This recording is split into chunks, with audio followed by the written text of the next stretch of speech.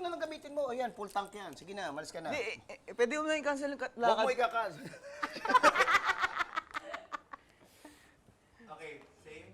Oo. Pwede mo na i-cancel. Dito lang ako sa bahay. Hindi, dito ka na. Hindi ko Sure lang. Hindi ko malis ka na. Sure kayo? Oo, sure ako. Sorry.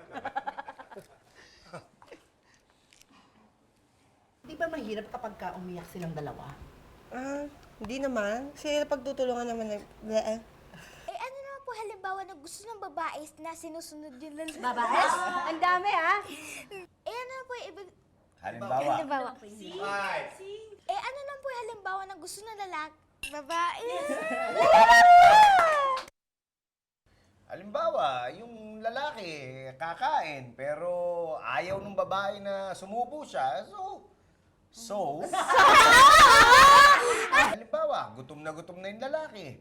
Kaya lang, ang gusto ng babae, magpaliwanag siya. Hindi niya lang siya. Oo nga pala. Oh, bakit na naman?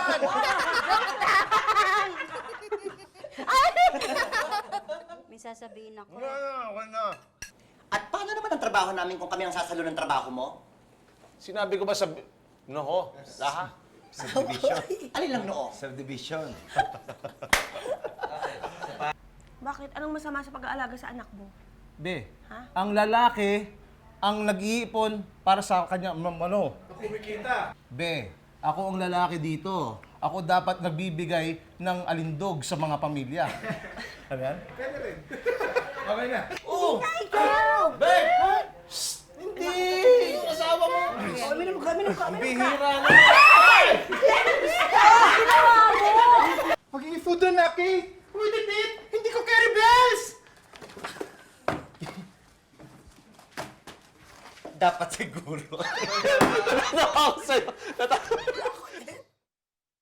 Siya may iwan sa bahay?